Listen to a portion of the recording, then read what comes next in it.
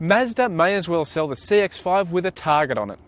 Its drives pick as the mid-size SUV of choice, but it faces an army of challenges that just keep improving. So we've assembled 3 of those worthy competitors to take aim at the CX-5. First up, the Mitsubishi Outlander XLS. Although this latest generation model was only launched in 2013, it has already been given an overhaul earlier this year to improve its chances against the CX-5. Next up, the also updated Ford Kuga Trend. After missing the mark on price and positioning originally, Ford has tweaked the range to attack the CX-5. Finally, the Hyundai Tucson Elite, the South Korean brand's replacement for the iX35, that revives an old name, but is the latest and greatest design and engineering the company has to offer. There's a reason the CX-5 is the reigning category champion at Drive Car of the Year and a sales hit for the Japanese brand. It's well priced, it's well equipped, and it's nice to drive. The CX-5 also makes a strong value argument with the Max Sport model we're testing here. At $35,790 plus on-road costs, it is the cheapest car among this group, by $700. But it doesn't skimp on equipment either. A reversing camera, navigation, Bluetooth, keyless ignition, dual-zone air conditioning and a 6-speaker stereo with the ability to integrate smartphone apps are all standard. Arguably its biggest strength is how it performs on the road. The CX-5 feels like a hatchback to drive. It doesn't feel like a big, tall, bulky SUV. It's a really well balanced and enjoyable car to drive, even though it is also a practical family option as well. Another strength of the CX-5 is its presentation. The cabin, while the design lacks maybe a little bit of flair, it's well laid out. The materials used are pretty high quality, so it gives you that feeling of maybe a bit more luxury than you expect in this class. Where the CX-5 loses points though, is once you get past the front seats. The rear is tight on legroom and misses out on rear aircon vents. But the boot is generous and it has a clever integrated cargo cover that is attached to the tailgate, so it lifts out of the way when you open the boot. If there is a criticism of the CX-5, typical of Mazda, is it is a bit noisy. You get a bit of road noise and a bit of wind noise into the cabin, which isn't ideal. The Outlander is arguably Mitsubishi's flagship. It's its newest model in one of the most competitive segments on the market. But, with its 4th makeover since 2013, have they finally got it right? For its $36,490 asking price, you do get a reversing camera, Bluetooth navigation and digital radio. On the road, it feels a little bit underwhelming.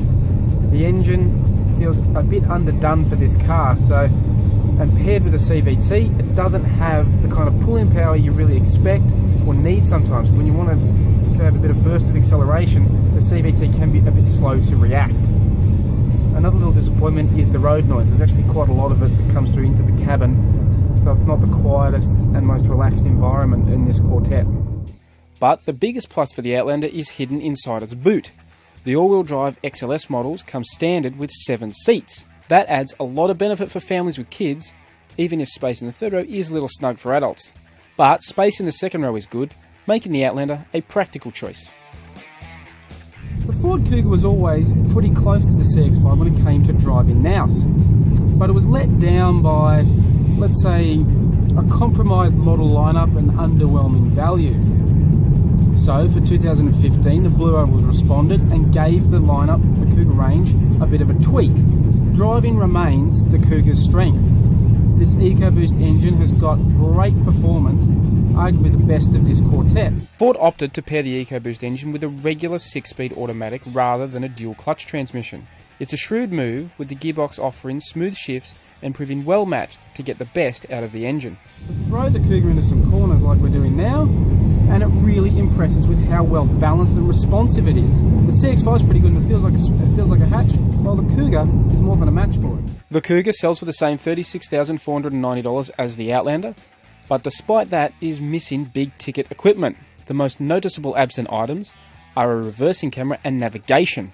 On the plus side, those are at least available as options now, which wasn't always the case. But like the CX-5, the Kuga also loses points for its tight backseat accommodation. But you do get keyless entry and ignition, a 9-speaker stereo with digital radio, and a power tailgate with hands-free operation. But where the Kuga lets itself down is presentation. It doesn't get Ford's latest Sync 2 infotainment system. So it has the old model stuff, which is this Sony radio with lots of buttons and a small screen, but also it's a bit light on for small item storage. It just feels a little bit claustrophobic. The dash sort of sticks out at you, so it feels a little bit cramped, which isn't ideal for a family-friendly SUV. And finally, the Hyundai. It's a case of out with the old and in with the older. Well, sort of. The Tucson may be an old name for Hyundai, but there's nothing old about this car. It will come as a surprise to some that despite Hyundai's former reputation as a cheap and cheerful brand, the Tucson is actually the most expensive of this quartet. It is $1,750 more than the Ford and the Mitsubishi, and an extra $2,450 over the Mazda. But it does get a reversing camera, keyless entry and ignition, navigation with live traffic updates, and a 6-speaker stereo. Another area where the Tucson impresses is inside the cabin, specifically how spacious it is. Not only do the front seats feel roomier than its rivals, there is noticeably more room in every dimension in the back, making the Tucson a genuine family car. Hyundai has invested quite a lot in its local suspension tuning, and it's paid off with the Tucson. It feels like a car that's suited to our Australian conditions. The ride is comfortable on these sort of back roads that we're using today, but also around town. But it's also got good control. It doesn't handle like a big SUV. The adoption of the new turbocharged engine gives it pretty decent pull-in power from down low in the rev range, which is something not all these of its rivals can boast. But one little quirk of the dual-clutch transmission though is it does have a bit of low-speed hesitation, which isn't great in low-speed conditions around, like in traffic and around town. So that's a bit of a mark against the Tucson in that regard. But overall, the new drivetrain is actually pretty good and well suited to this car. Picking a winner isn't easy with these 4 strong contenders. First to fall from consideration though is the Outlander. It may be spacious inside and well equipped, but its underwhelming engine and on-road dynamics, plus its mismatched interior finishes, let it down. Next to go is the Kuga. It is the most enjoyable to drive, and Ford may have improved the value equation slightly, but it still falls short on that front. The busy interior and cramped rear seat accommodation cost it points too. So it comes down to a two-way shootout between the Mazda and the Hyundai. And in this fight, it's the Tucson that's the last car standing. The Tucson trumps the CX-5 by the narrowest of margins, thanks to its more spacious cabin, punchy engine, and strong ownership credentials. But while the Tucson may have won this battle for critical acclaim, the real fight now moves to the showroom.